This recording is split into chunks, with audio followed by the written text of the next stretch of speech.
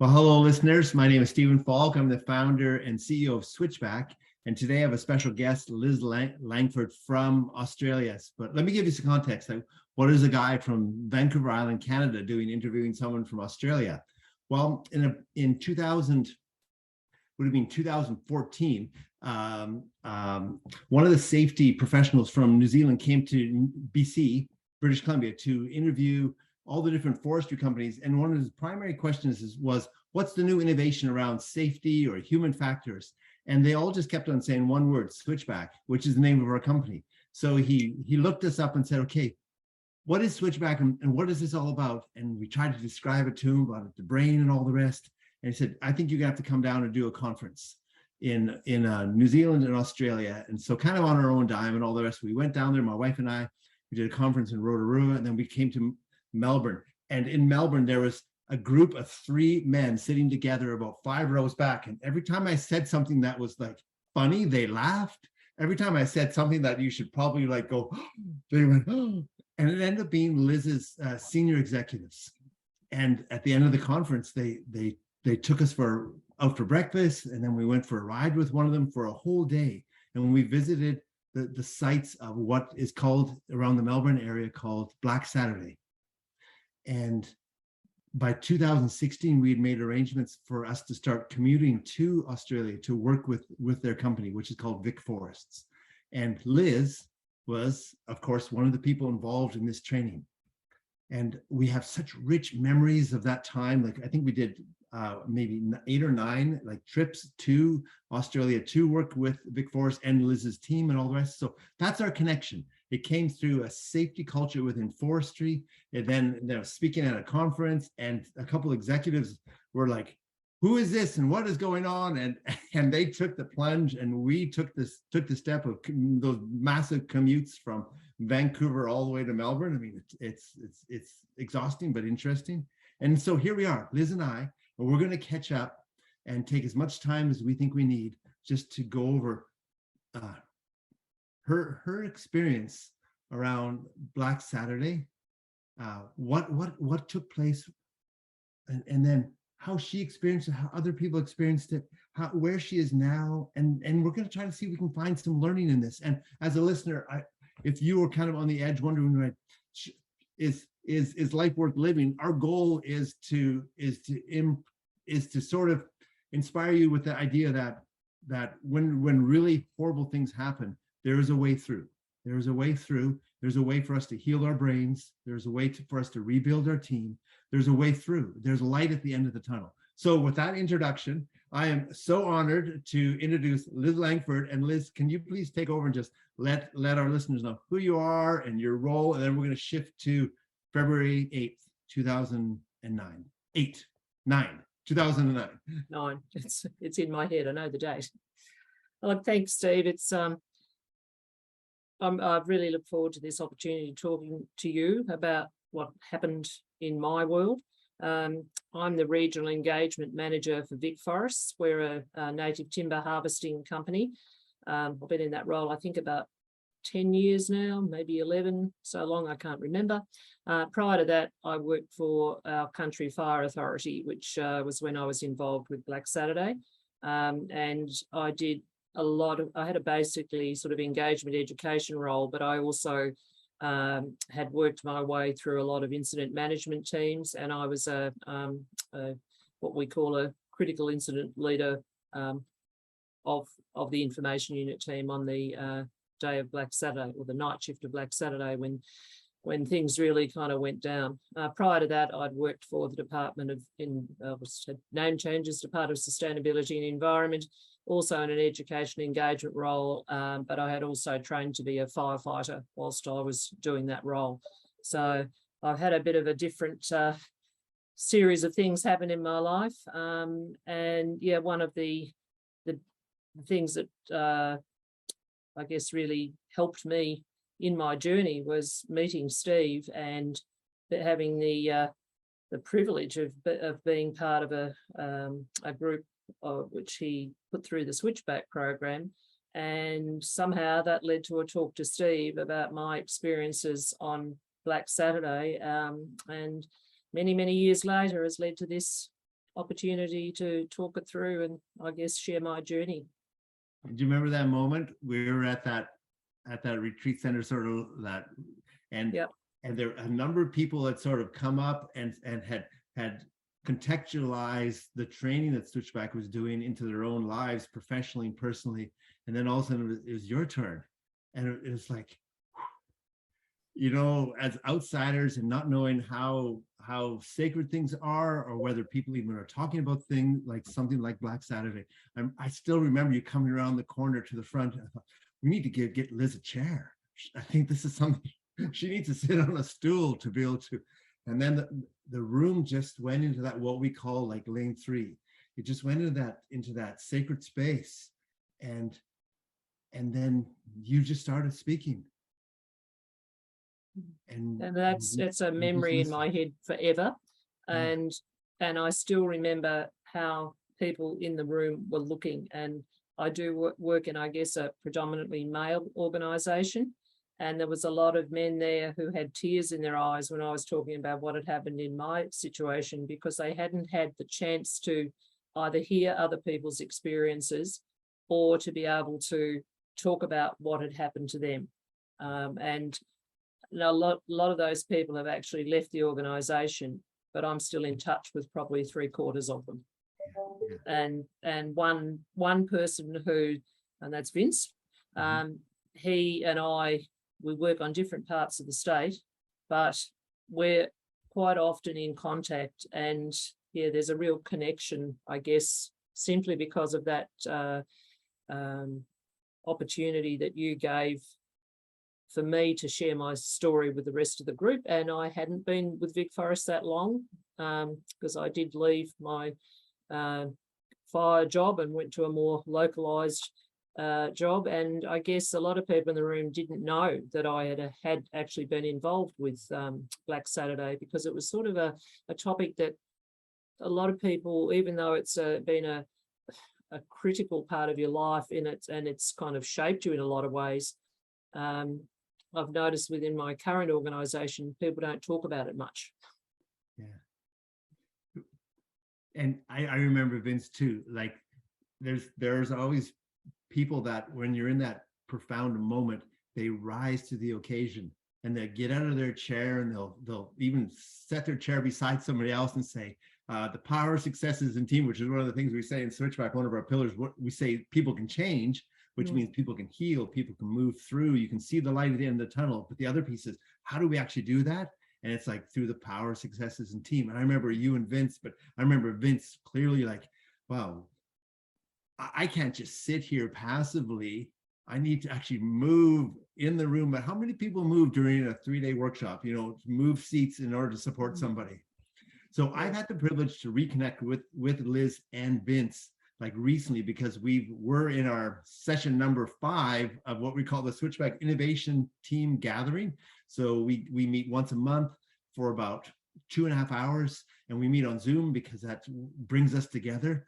And we're asking these questions. How do we move organizational cultures forward? How do we care for each other? How do we sort out burnout or addiction or like suicide or mental health issues, like all those kind of pieces that are just critical factors to our lives. And if any one of us, like any of you have been in the game long enough in your career, you know that you cannot get through a career unscathed. There will be things that happen that are absolutely game-changing, horrible. And then the question is, what do we do with that? And so it feels like we're bringing the band back together again right now through the innovation team. And this is what spurred on this conversation as well. So Liz, let's take a step back.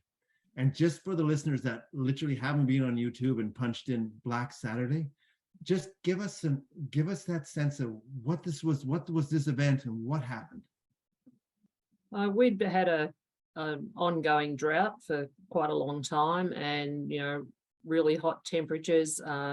And I remember our chief officer had been on radio and television saying, this coming Saturday is going to be the worst fire weather. People need to, think about moving out from where you're living, for the ones who live in the middle of the bush. This is going to be really, really bad. and the forecasts were the same thing. I had been working in the incident management team for the centre for the week prior to Black Saturday, and my shift was going to be the evening shift of the Saturday. I live in an area that has also, lots of bushfire issues, and because we knew that there was fires at the end of the valley, there was fires to the west, there was fires to the east, there was potential that my home could also be threatened. And my husband was here by himself. And so we had the discussion about, you are going to have to leave. And he was doing look, I'm going to be able to be fine. And I'm going, bend home. You're asthmatic, you're here by yourself, like you're leaving. So there was a bit of him being a bit of I can defend the homestead, but anyway, eventually he left and went to my sister's. So there was that kind of feeling of going from my place, and I had to drive about an hour and 20 minutes into where the control centre was. That was a moment of, work and home were there was a bit of conflict going on there, but I obviously went into work. We knew it was going to be a bad fire day, but we were in no way prepared, I don't think, either emotionally or, from the point of view of the trucks and everything, for what did actually happen. And I took over the afternoon shift from the unit leader in the morning. We had the handover debrief and looking at the weather forecast, and there was a few, this isn't going to be good moment. And I guess one of my memories of the night is that it was actually, there was so much going on, you had to be really focused. And I had a team of about probably 14 or 15 people underneath me, various mixes of experience. And it was full on is the only way I can describe it. And we were getting reports all the time coming in. One of my jobs that we had a group, an information line then called the Victorian Bushfire Information Line. And when the callers who called into it got onto someone who didn't know how to answer the questions, they used to call it referral to expert, which would get sent through to me as the head of the information unit. And one of my, it's a memory now, but I don't know whether I remembered it at the time even or later, but I had a call put through to me from somebody who was in a car out in the middle of the bush who did die. And that was, look, I can't even put into words what that was like. And I kind of was evidently, so I heard later from someone who was listening, I was very calm and very kind of, did as much as I could for that person, but couldn't really help them. And one of the things that I found astonishing was I actually put that memory completely out of my head. It had just gone. And it wasn't until afterwards when somebody else said to me, oh, look, when you were talking to that person, I couldn't believe how incredibly calm you were. And you're like, you did the best that you could for them. And I kind of went, what call? I actually had completely forgotten that it happened. And I guess that was my brain going, this is just so out of your range of experience. I'm just going to get rid of it for a while. And that was a real surprise to me afterwards. I didn't know that sort of stuff happened. But look, I guess there's other memories from the night. We're frantically busy. I'm really good in a crisis, I'd have to say, and very calm, very methodical, can calm down the people who are getting concerned. And we did have a lot of people in the unit who, like me, lived in areas that potentially were coming under threat. And then I guess the next thing and communication was very difficult. We didn't really know what was happening out on the fire ground because information just couldn't get through. And our job was to get out information to people to warn them. And it was just we just couldn't do it. And there was a, afterwards there was a real sense of incredible failure. And, what could we have done? And I struggled with the guilt of that for quite a while. And then eventually, I remember there was a moment where everything kind of went quiet, and the person who was in charge said, "I need to talk to you all." And that was when we learnt that a big number of people had died, and in pretty terrible circumstances. And I remember that moment of, there was just complete silence in the room, and that feeling of, how did we let this happen? It was, and then you sort of had to kind of gather yourself back to go back to what you were doing. As the information unit leader, I had to kind of look after the people in my team as well. And then it got to the stage, it was the end of the shift, and it was like, okay, what do we do now? And everybody just kind of left. Yeah. And what time of day was the end of the shift? Well, that was probably, I don't know, 7 o'clock in the morning, 6 o'clock in the morning, Yeah, something like okay. that. And I did say to the people who, all the logistics people, I don't think everybody should just head off home. So we did sort of try and kind of get people to come and, let's at least have breakfast together. But people were doing that, just disappearing off. Probably almost like zombies in some ways, right? Yeah, because so it was such it's hard to describe the feeling. It was, you were kind of, I guess I was numb. There was no other way to describe it. But I was also concerned about my team as well, who were, some of them were very young. And it was a very, very, I can't even use words to describe it, because it was something that obviously none of us had ever experienced before. And I remember driving home and thinking, I can't go home to my family like this. And I knew that just up the road from where I lived, there was another incident control centre. So I actually stopped there on the way through, because I knew that there would be some peer support people there.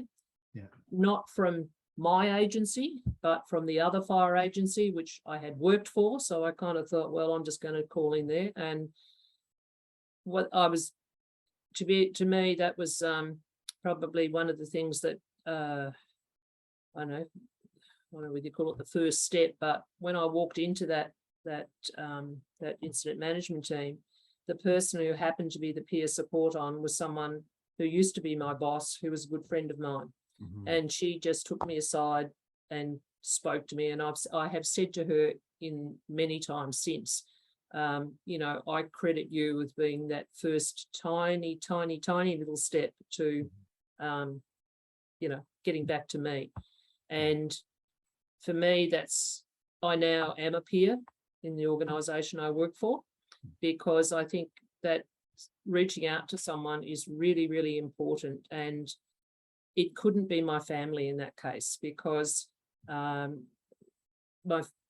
family was sort of there in a different space. And I know for a lot of people that became a real difficulty in how you deal with your family when they haven't gone through what you've gone through. And, that's I think my son was about 8 or 9 at that time.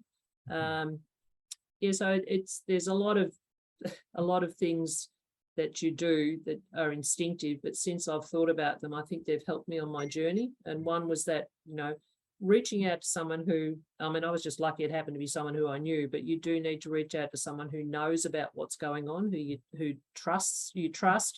And yes, I do credit Kathy with being my first little kernel of, getting back to normality. Coming home that day, I knew I had to go back to night shift that night, and that was actually quite difficult, because I was on the first part of my rotation through the you do your number of days, and gathering myself up to go back in was incredibly difficult. Yes. And I guess just when I think back on it now, it's almost like there was a series of highs and lows, and you also have to be aware that you're going to have those highs and lows. And I think one of the things that sort of fire agencies really need to think about is preparing people for these kind of events. I mean, I was lucky enough to have done some psychological first aid training, prior to all of this.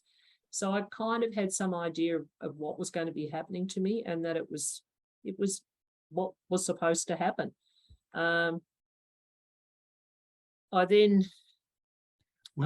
for an agency that was very good at. Yeah, sorry. Sorry, when did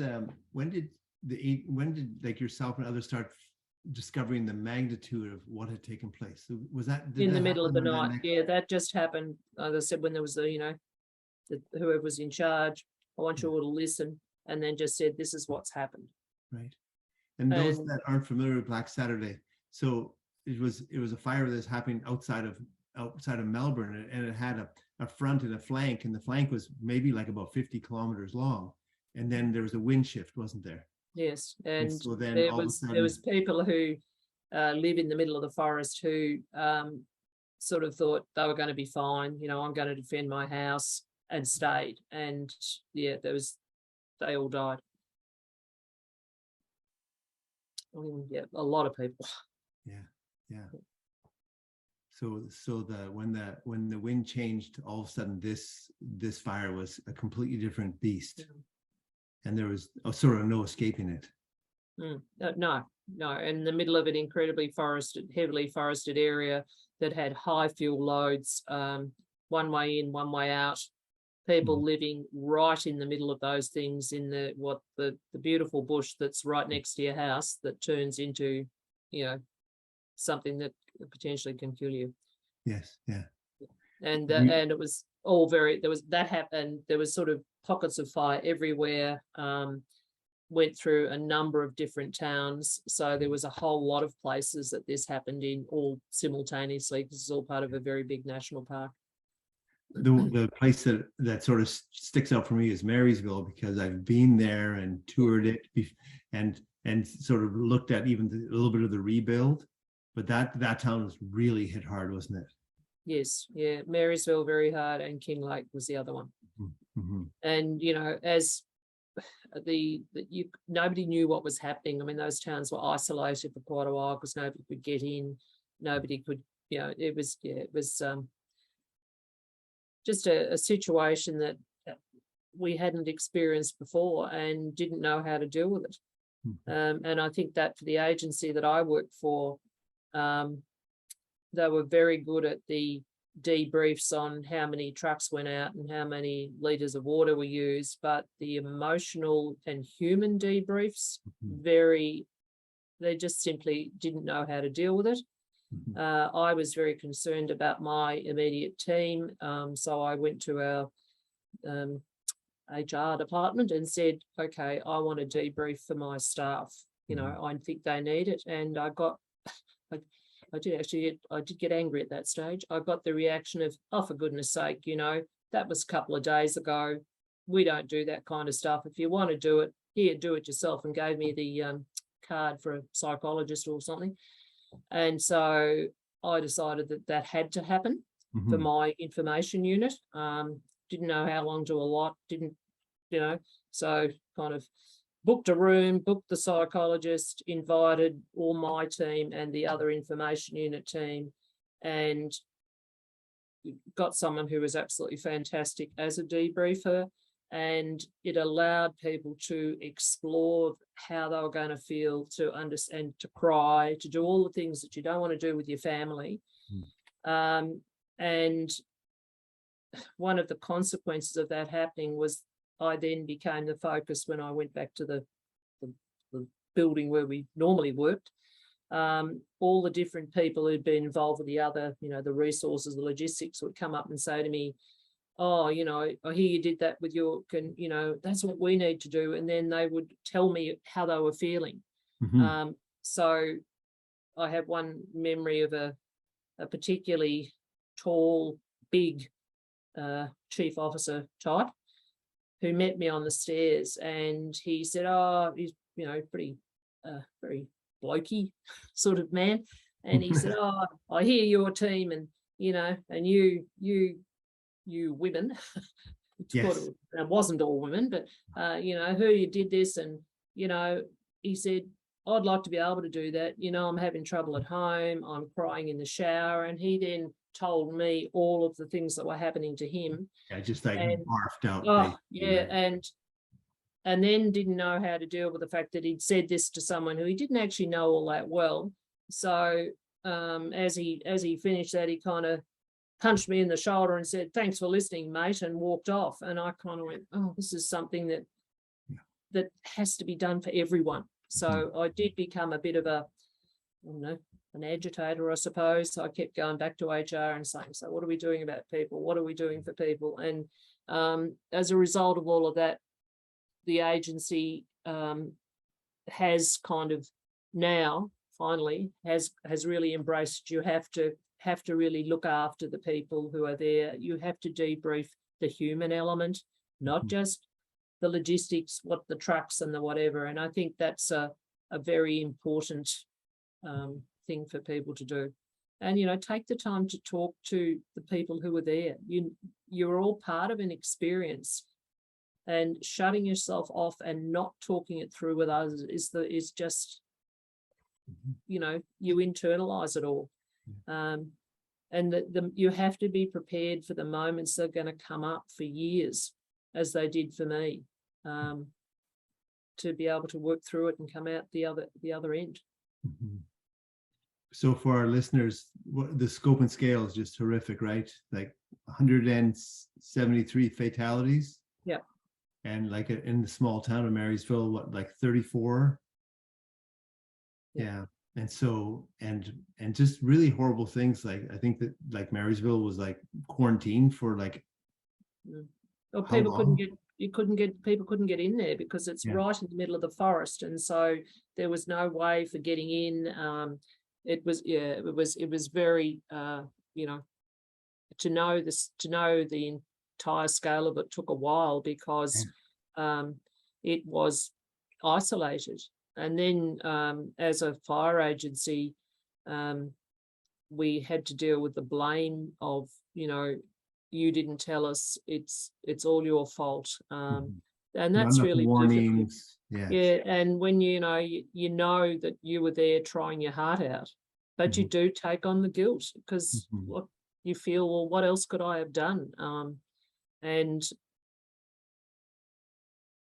when I look back on it now, I realize that we did the best we could with what we had, but it took a long time to get to that understanding.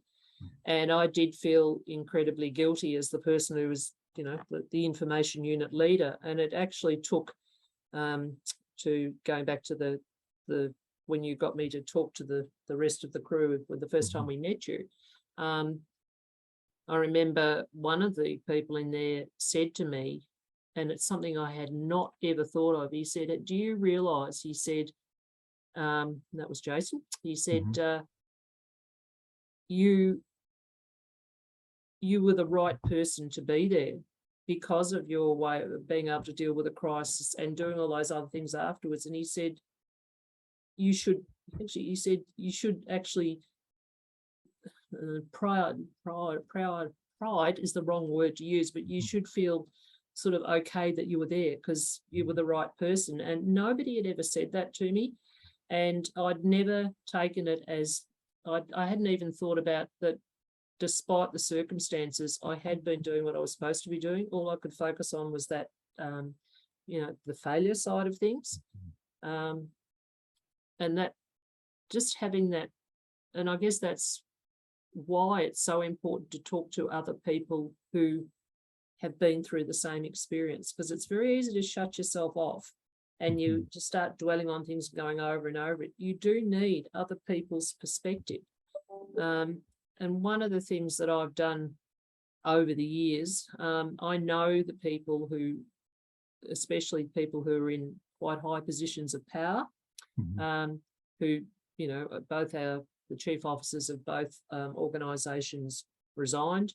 You know, one did a public apology, and there's other people in that sort of more, you know, people who were supposedly responsible for everything. I reach out to them every year around about the anniversary time.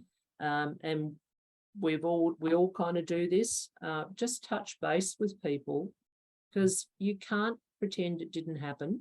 It was profoundly life-changing, but you have to accept it as being part of your life and part of what's, and of what's happened. And just that reaching out to people who had the same experience, I found that's been incredibly helpful in my healing journey. Wow. Let's just pause for a second. And this is not meant to be simplifying it, but I would love to try to draw what you've said in one of our frameworks, and then have you be able to talk it through, because I think there might be some listeners that go, okay, I don't know how to peg this. Like what happened in your brain, and then what, and then where's your brain at now? So let's I really wish I'd done switchback training before it happened. Let's put it that way. To be able to make sense of it in the frameworks that you have. I mean, it certainly has helped me, So here we go. So we'll now describe Liz as a professional. So this line here represents your prefrontal cortex, which is like the best part of your brain. And then here's, oh wait, I'm changing colors here. Here's the target. This is where you want to work.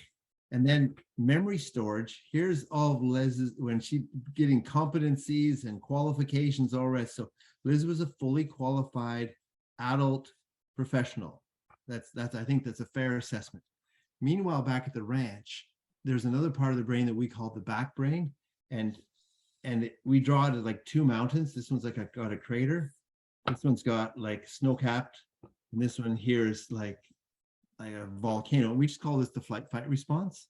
But for our conversation, it's for sure like people will trigger and then they'll switch back and forth, and that's part of the name of our company, Switchback. But for the purposes of this conversation, there was a heightened sense of foreboding on that day already. And so Liz and her team probably were like out here somewhere, not being like overly aggressive, but definitely not being passive. Like when you're driving. I think the other thing added into that too is that a lot of us actually had, we had family who were kind of under threat, and colleagues who were under threat, as well. Literally, you could be finishing your shift and there's no house anymore. Like it was at that level of urgency, so everyone's brains would have been in that hypervigilance. But there you are, Liz, calm under pressure, walking through logically, sequentially, which is what we call the front brain operating system, which is amazing. But as the event unfolded, it is what we call a stored memory in the back of the brain. I'm not sure if I'm making the X big enough for you, but we call it a memory X. And I think it was probably bigger. Yeah, okay. So tell me when to stop. I think at least that. Yeah. It's probably good. Yeah, so and prickly bits of it. Size doesn't always matter, because it can sometimes be a little tiny X that's hiding here that absolutely throws someone off their game. But in this case, it was clearly an X. But it wasn't just an X for you, it was X for your whole unit. It was X for like 4 million people that lived in the Melbourne area. It was an X for the families that lost their homes and lost loved ones and all this. So it was an X that was shared by everybody.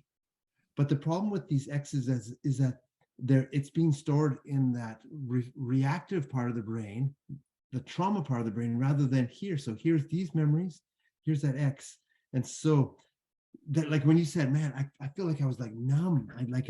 I knew I'd done my job, but like imagine how a distracted driver you would have been that day driving home. Like what would have been a familiar, like, oh, red light means stop. Like your brain's like, no, that I know that there. I'm now living here. So there's this thing that happens where we start almost like hamster wheeling on this, and it drives this X into a momentarily safe environment, which we call like be like a cave or like a vault, because this part of the brain says we can't process this. If we try to process this or actually experience this right now, we'll fall apart. We won't keep our mental equilibrium. It'll be gone. We'll break. Something will break. So instead, what we do is, okay, for the short term, we're just going to tuck this away in a vault, close the door there. Okay, now we can I'll go home, but your brain's saying, you better stop at that agency and get some support, because you know that it's there. And so you got that little micro support from one of your colleagues, that peer support. And then the horrible reality is that you get to go back to shift again. But everything has changed, because you're not going back to shift here being like a group of like a 14 and 15 professionals. You're going back and now you all have a shared X. And then you started observing how the agency responded to the fact that your community had been X'd with this massive trauma. And you took it upon yourself, basically say, we need to start doing some debriefs and support. And basically in layman's terms is that if you leave this X on its own, it'll become embedded in your brain, and that vault could even be welded shut. And now it becomes a landing pad for other events that would trigger the opening of that vault. So the vault only opens up, let's say, with adrenaline and cortisol in the right circumstances. So it'll be like, oh, I'm doing just fine, everything's great. All of a sudden you smell smoke and you see a sight, you hear a crackle on the radio, you hear it could be almost anything, right? You see one of the people that had this shared experience, and all of a sudden, boom, you actually literally gap out, leave this part of your brain, head over here. But this part of your brain doesn't have any of that capacity professional development. This part of your brain is a standalone, compartmentalized, reactive, untrustworthy landing pad. And so that's kind of why people like, that's a switchback experience, where all of a sudden they're up here like they're saying something like something must die, like oh, hold on a second, we're just talking about a footy game, like we should be able to manage a loss, but if the loss triggers this X, and all of a sudden and you have these explosive overreactions, or the other reaction is, wow, something triggered me, now I just have to hide in this cave, like really hide in the cave. So Liz, so far in our recalling, we're about a couple days into the event, and you're recognizing there's an X, you're recognizing there is capacity in the team, but somehow from our point of view, over time, this X to be sorted out has to somehow move from here to here. It needs to get stored here, because who knows that there'll be another X next year, and there'll be another thing happens, and it'll be a family tragedy, and there'll be something else that happens at work, something that happens in the community. And if we load our brains up with too many of these X's, we're sort of done. And it's not happy retirement. There's no unicorns and rainbows. It's really a retirement of torment, because you never know when you're going to land on the X. And so as a result, I'm sure some of our listeners probably have this experience where you sense your life is constricting. It's getting smaller and smaller and smaller and smaller, rather than, wow, I'm 60 and man, I'm looking forward to going to Fiji on holidays. Like, no, we're not going to Fiji anymore, because your life is down to a lawn chair in the backyard with some beverages that numb your thoughts. And that's kind of like your only place that you feel like you can manage your life. And there's tons of people that end up in that sort of circumstance, where their life becomes smaller and smaller and smaller. So Liz, the reason why I'm so inspired by your story, because this is not the end of the story. This is now going to be a story where now we have to sort of hold on to our seats, buckle up everybody, because now it's the very sacred but also rarely experienced process of trying to move this to here. And I would say that not everyone that experienced Black Saturday has moved this, and some communities haven't moved the X, and some agencies haven't. And so just because Liz has sort of journeyed the journey of transformation, and even like healing or forgiveness or whatever term we not need to use for language, doesn't mean that everyone else has. And so this is also a kind of an appeal to, there's work to be done. Even today, 13 and a half years later, there's potentially significant work to be done. And maybe Liz is the torchbearer that can show us the way. So no pressure, but here we go, everyone. We're going to start hearing now the story of this moving to here, which is a remarkable, remarkable human opportunity. It's the part where we can change. Okay, here we go. So pick up wherever you want to pick up, but I'm waiting to hear the next chapter. The next chapter. Well, I know it was very difficult going back into the information unit that next day, but I guess it was about, for me, it was about actually talking about what had happened, because there was quite a few people there who wanted to go, right, we're here, so I'm going to get on my computer and I'm going to be doing my whatever. But for me, I thought it was really important to kind of, I don't know, just sort of talk about it with everyone. Whenever we had a break, let's go out in the tea room, let's sit down. I'm a great believer in the sit at the table and have a cup of tea and something to eat and just talk it through.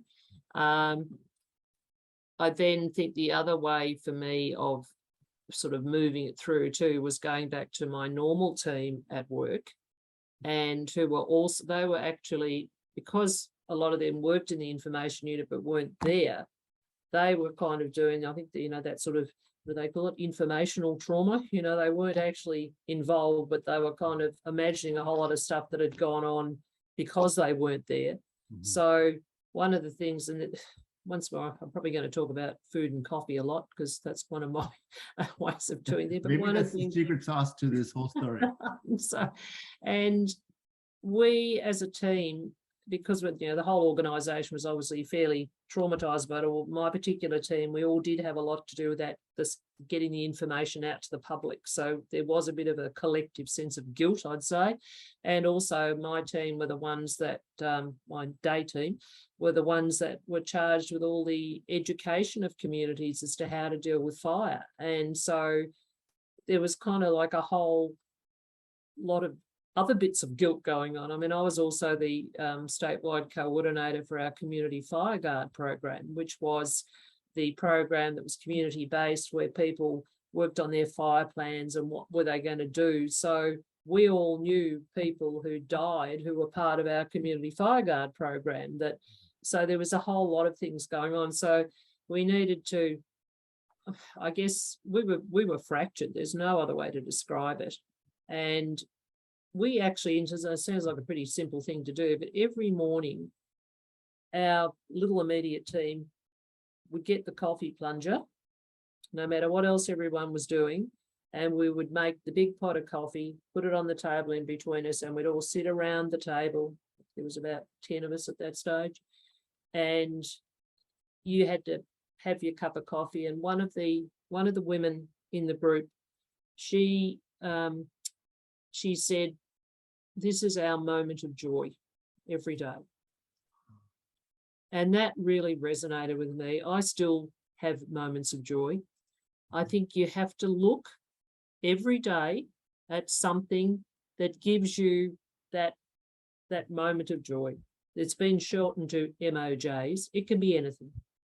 And we actively looked for a moment of joy within our team every day. And it was, some days it was very hard to do. Liz, when I was preparing for this, I have a tendency to smile when I'm listening to people. So it's like coaching myself, almost like in the mirror, going, Steve, try not to smile too much, because people might sense that as really ingenuous, right? Like disingenuous, because here Liz is telling this horrible story. I'm like, oh, really? But then I had this thought, was like, joy and sorrow can be deeply connected.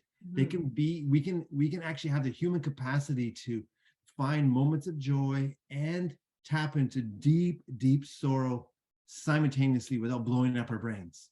And some people choose one or the other. They'll go into the denial of joy, or they'll go into the pit of despair. And both aren't places that will move that big giant X.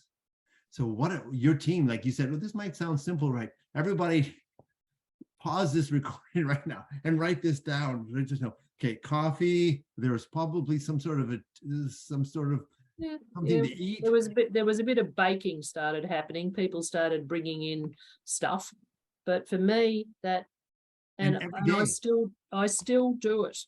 That stop whatever's going on in your life and find something. It doesn't matter what it is. It could be you walked out and the washing was dry on the line. that's a moment of joy. Like, it doesn't have to be big deal, whatever. And I've used that same thing for years now. When things get hard for all sorts of different reasons, finding that one little moment of joy, and I've brought it to my current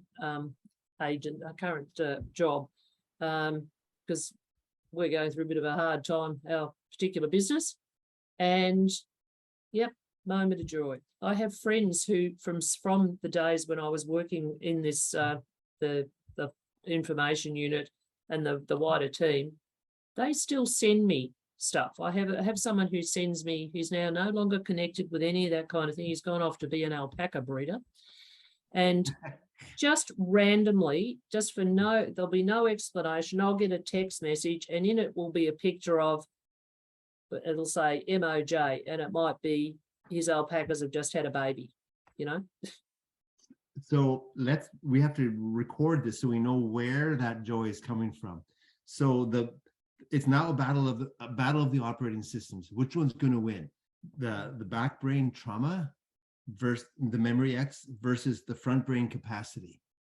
And it is a battle it's a life and death battle in all of our lives. So the MOJ, every time, every day, when you put out that coffee and you went around and you talked about the MOJ, look what's happening.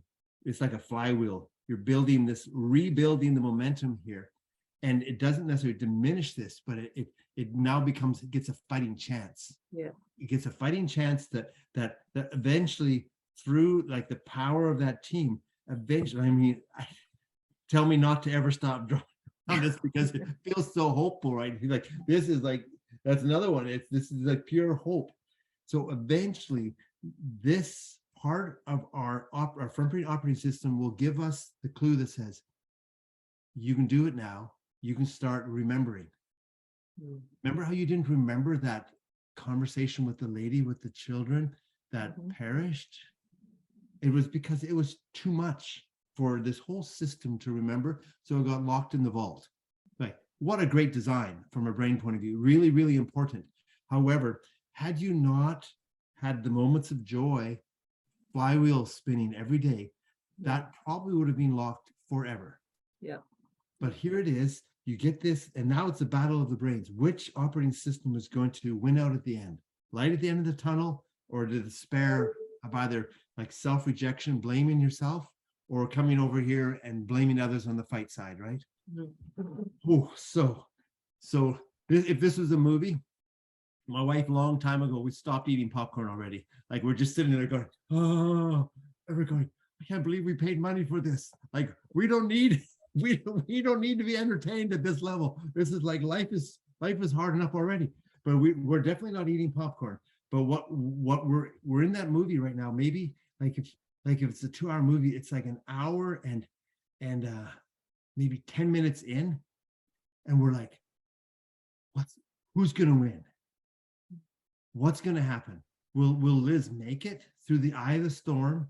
And will her brain recover? Will her team recover? Or will the X take them out, right? Or will there be some revenge storyline where the X now becomes ugly and embittered and in lawsuits and all the rest? Like, will there be something beautiful that comes from this? Will it be like just like depressing, or will it be full of revenge? And like, I'll be like peeling the fingers off of Karen's. You're actually hurting my leg. So that's where I am right now as this thing plays out. So carry on, please. What's going to happen? So I think the next, probably what I call it in my head, my next stage of healing, after I'd had my shift of being, good and professional and going back and doing it for the next 3 days, I had my break. And I actually decided that rather than just doing what I would normally do, which is just stay at home, I would actually have a proper break. And I had a daughter who was living in Darwin, which is about 4.5 hours by plane from me. So I actually went up to visit her. I kind of took myself out of the current family situation and went to visit my daughter in Darwin.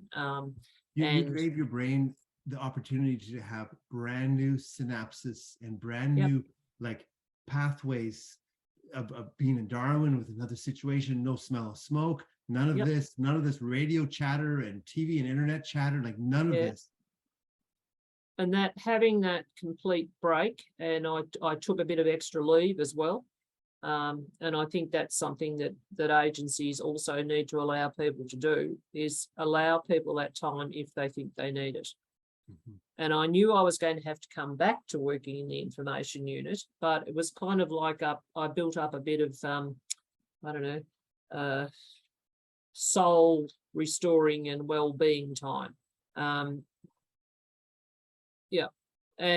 But once more again, I did talk to my daughter about what had happened and her then partner, because I also needed to share with them that, you know, perhaps I wouldn't be the usual together person that I was. And I found that incredibly helpful to me. And I think that's something that we need to do, is no matter what's happened, whether it's that kind of trauma or whether it's a family trauma, you do have to take the time to really step back, and some might call it selfish. I call it self-healing, because you cannot keep going on being there for everybody and being in charge all the time and being in the session that we had yesterday, Steve, you called it being a rock star. Yeah. You can't be a rock star all the time. Sometimes you've got to just be one of the crew that's just watching what's going on, or just part of the audience, and to actually step back and do that. And that's something that I have continued over the years. When it's coming up to anniversary time, though that's not so much of an issue for me now, I'll always have a couple of days of just, you know, I might go and go out somewhere and stay in a, you know, bed and breakfast, and usually somewhere with animals because I like animals, and just to do a bit of a step back. And I find that, you know, you need to keep healing your soul. And even when you get to the stage where you're in a much more comfortable place with things, as I am now, you cannot expect that it's going to just disappear out of your head, because it just can't. Yeah. But you can look at it with almost from a different viewpoint, I think. That's the way that I've dealt with it over the years. Yeah, there's the tension, like that rock star that you're talking about. The rock star creates this line in the diagram, which you think you're invincible. You think, yeah, I can't take leave because I'm the only one who can do this. No, you're not. And we will trick ourselves with our own brains. We will say, best place to manage this is right there in that cave. Just slam the door, lock the key. It'll be fine there. I don't need to process it. And I'll block it so I don't even go there. But now you're sort of working with half of the resources that you normally would have as a human, and instead you respected the fact that this had happened. You almost gave it honor, and you said, I need to take time. I need to step back. I need to cool my jets. I need to be somewhat reflective. I need to keep talking about it. Okay. Where do you want to go next? Well, I guess from there, you know, I went back into, you know, the usual for the rest of summer, doing the usual kind of thing. I did make the decision fairly early on that I wasn't going to immediately leave the fire agency, because there were people who did that, who kind of just went, okay, right, I'm going off to go and, you know, work in the local supermarket rather than deal with it. But I didn't do that, but I did start working my way towards, well, is there something else ultimately that I can go to that still uses my skills, that still, you know, I'm sort of connected, but I didn't want to be intimately connected with it anymore, because I guess one of the things that I did find difficult was every year there was the anniversary. Mm-hmm. And a big deal was made of the anniversary, quite rightly, but I found that particular, especially for the first probably 3 or 4 years, very difficult time. And I would not watch the television where they used to replay all the stuff again. I would not listen to the radio, and I didn't read the newspapers for about 4 or 5 days, because I knew that that would bring stuff up that even though I wanted to deal with it, but I didn't want to re-traumatize myself. And I think that's what a lot of people get so immersed in it, and want to watch all of the documentaries, etc.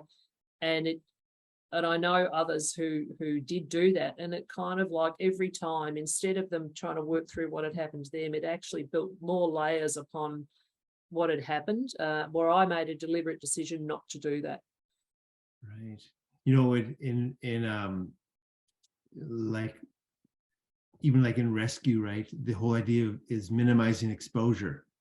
So if you know that, like in our local area with our search and rescue, because we're very mountainous and lots of ocean and currents, and so unfortunately people in the wilderness get lost and they die and things happen, right? And so when they do come across, find the person, the team will right away go, okay, who do we choose to do the work?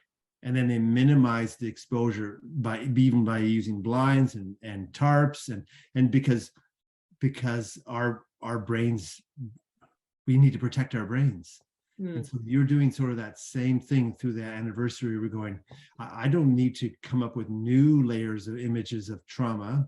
Rather, I'm on this journey of healing and moving the X from the back of the brain to the front of the brain, bringing the process. You're in the process. Yeah, so everybody's certainly wired differently, but I can see the value of how you managed the stimulus. But then there was a day when you actually did go to the anniversary, wasn't there? I did, but I think my way of dealing with the anniversary was I reached out to others who I knew would be feeling the same. That sort of that just a bit of a, how you going, thinking of you today, and I got a lot of that back. I think there is eventually through, I guess, just consciously working on moving the X, which I didn't actually realize I was doing until I did some switchback training. There was a 10-year anniversary, and the agency I'd worked for actually made a point of ringing me up and saying, we really, really, really want you to come to this one, because I hadn't gone to any of their other ones. And I actually realized that I probably could. And it was because I think I'd gone through that, recognizing it was the trauma, not denying it, but also not feeding it in a way by looking at all the stuff we have had a lot of documentaries on what happened on Black Saturday, and I now can watch them, but I couldn't at the time. So I decided I would go to the anniversary, the 10-year one. And it was actually interesting is probably not the right word for it, but I did have a bit of trepidation as I pulled up in the car park. But I thought, right, where was the anniversary? Like in Marysville? They had it. No, they had it at the headquarters of the agency that I used to work for. So I took a deep breath and thought, right, you can do this. And I walked into this room, and it was full of all the people who had been involved, and I found it. It was I guess bizarre is probably one of the words I would use for it, because I realised that I had managed to slowly walk myself to a good place, and yet there was people in there who were still stuck from 10 years ago. And one in particular, one of the chief officers came up to me, and he gave me a hug, and that's fine. And then he burst into tears, and said, "Oh, we really miss your what do you call it? Your strength or your support," or something along those lines. And I think that was 10 years ago, and I hadn't seen that man in 10 years. And yet for some reason in his head, and I realized he hadn't gone through the journey. And that's probably also because he was still in a chief officer position. And then the other thing that happened was, when I went to sit down, the other woman who'd been in charge of the information unit in the morning, she said, "I'll come and sit next to me." So I went and sat next to her, and she put her hand out and she held my hand the whole time and burst into tears. And she said, I I thought I had it all together until I saw you. And that was kind of a bit of a, I don't know what that was, but it was an interesting moment. And they had the once more, the tea and coffee afterwards.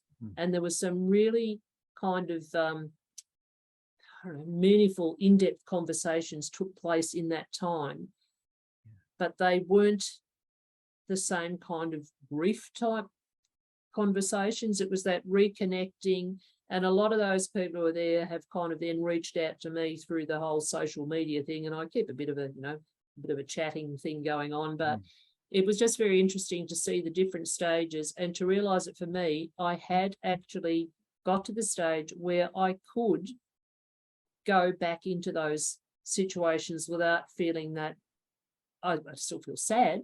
And that's fine. You've got to acknowledge that you will feel sad. It's part of being human. But I had worked at trying to get my soul back together, as I call it for myself, and through just a lot of little bits and pieces. Don't expect it to be major leaps. It's the incremental, tiny little steps until suddenly you come to the realization, like I did 10 years later, actually, even though I'm still very sad about what happened, I'm in an okay place. Yeah. And I can talk about it. Right. And that's, I think, the power of us talking about it now, like 13 and a half years later. It's quite different than someone talking about a traumatic experience that happened like 6 months ago, because the jury's still out 6 months, since 6 months later, going like, well, actually, we don't know how this movie's going to end. We don't know if this person's going to get lost in depression or get lost in mental illness or get lost in some really aggressive thinking or just give up. Like we don't know the end. But I think it's pretty fair to say, Liz, that 13 years later, we're getting a sense as to where this is landing for you, and it's inspiring, and at the same time it sounds doable, because you say it's just these simple little steps rather than the grandiose tiny little bits, and every day just a tiny little, and to be quite honest, the moments of joy, that's been, for me, has just been it's something that's gone out into all sorts of other parts of my life. It started from there, but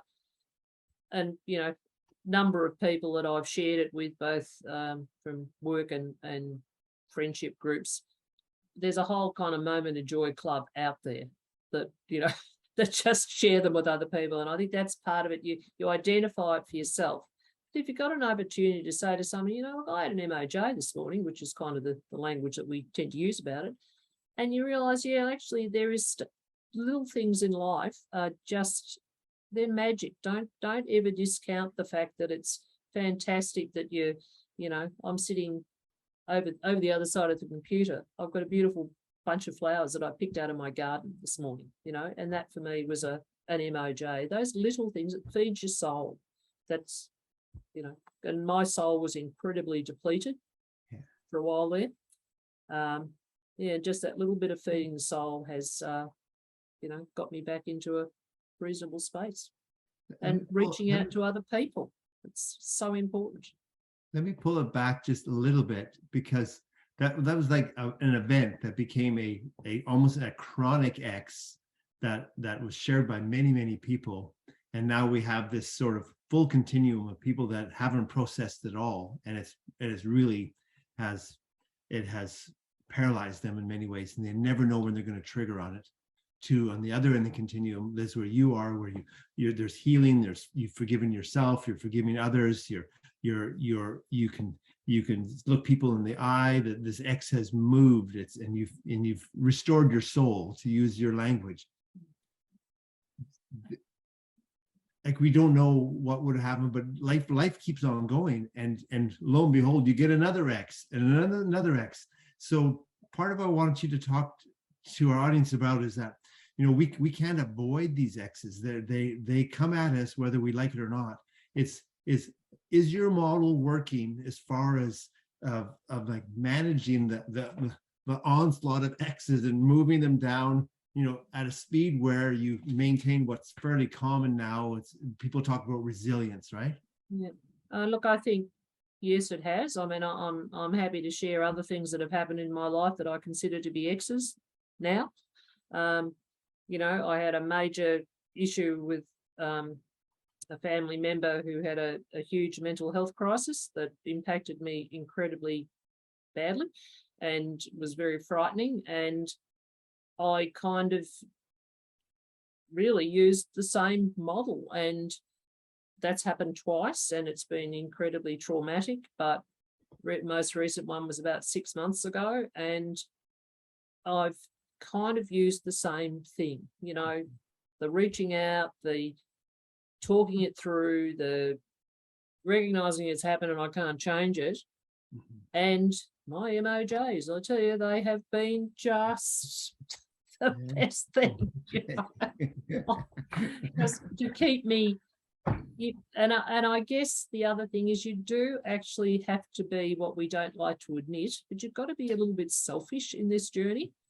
And with the recent trauma with my family member, I went to see a counsellor. I'm a great believer in you can't do all this by yourself as well. And that was what was said to me. Now, she looked me in the eye and she said, I assume from what you're saying that you're usually the person who just gets on with things and everybody looks up in the family as the mainstay, and that's true. And I just the rock star of the family. I don't know about that sometimes, but I'm definitely the one they all come to for advice. And I said, yeah, that's right. And she said, right, I want you to concentrate on being something you're not going to want to hear, actually be really selfish. I want you to be selfish for a week. I was like, I can't do that. Yes, you can. and she made me keep a diary. What have I done every day that is simply for me? And what haven't you done when other people have said, look, I need to do this? And it was a bit of a discipline, and it was hard.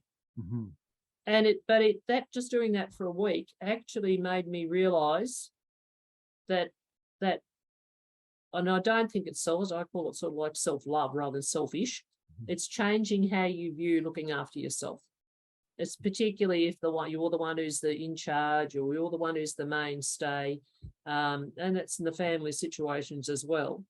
And that act of actually writing it down, you know, so you had to think about it. And I've come through this recent episode much quicker than I thought I would. They're still obviously there, but it's not as paralyzing as it could be. I'm sensing one more thing that we can do. I need to tell a little background story first. And so when we love Vic Forest, but we've also been working in the United States with the U.S. Forest Service and the Bureau of Land Management, and we're just so bonded to them. But we were working with the Helen and Lewis and Clark Forest, and they wanted to like deliver our training through like our e-learning platform. And to do that, we had to train up like about 24 facilitators. And so, it was not awkward. It's way more challenging than having people in the room live, and it's during COVID and all the rest. And so, you know, people would watch a couple of videos, and then these facilitators had to, you know, keep the conversation going, and maybe like over a Teams call, and then there's no one's answering their questions. So it was tough work. And they're like, hey, this is in my wheelhouse. So we came up with a battle cry, and the battle cry is, let's save a life. Like, we took it right down to the very base. We said, let's save a life. And so this week, when you're doing that hard work of like 3 days of facilitating groups that are like all over the map, and people are all over the map, and they've left team, and they're out of sorts, and they've got exes, let's save a life. And that became something that just we rallied around. So Liz, no pressure, but let's save a life right now. So the floor is yours. How can we save a life? Let's save a life right now. I think the whole thing is that it's that self-love. You know, you need to love yourself, do something for yourself, and realize that in doing that, you're worth something. Like, you're a fantastic person. You've got so much to offer. Give yourself one little moment of joy for the day, then you can move on to the next day, because you've done something it's really important to love yourself, to give yourself a big hug in whatever way it is, because you are a person that everybody loves. Okay, Liz. Now there's someone I know is going to be listening with a big old lump in their throat, big crocodile tear coming in their face. So instead of telling me, I want you to tell them now. Okay. So give it a go. So speak to them. If you're feeling hurt and feeling that there's no reason to go on, take another look. Inside you, there is something that is just beautiful and needs loving and nurturing. Find a way to do something today that's just for you, that makes you feel okay, and realize that you're just a really good, worthwhile person. Other people care about you. Just do that one thing. Find something in your room, in your house, in your life, out in the garden that is beautiful. That's worthwhile seeing that again. Beautiful. And don't be afraid to reach out to us. I'll have my contacts for sure on this, and because at the end of the day, it is about saving a life. So we're gonna get close to wrapping this up. Before we do this, we want to make sure that this session hasn't created an X in someone's brain just by what we've been talking about. And one way we do that is we try to land the plane. So landing the plane means that we go from this pretty intense conversation and very profound to another area of our lives, or complexities that are just sort of, it might seem like random, but it really isn't. And it's a way for us to land the plane so that when people sort of end this recording and they go on to the rest of their lives, they go, oh, my brain feels like it's right here rather than up here. So Liz, let's talk about knitting. Steve, do you see that? That's my landing the plane. Yes, so let's talk about it. So here we go. Well, I guess, as Steve mentioned, I'm a knitter. And not just a knitter. I would say you're a world-class knitter. Well, I don't know about that. Somebody called me a queen bee knitter the other day, which I thought was quite a nice nice way of doing it. I guess that's another for me. It's a form of meditation. Mm-hmm. And I like being able to just, at the end of the day, when I've had all sorts of work rubbish going on, and you want to sort of just, cut that bit off so you come home and you're not totally crazy and thinking about work.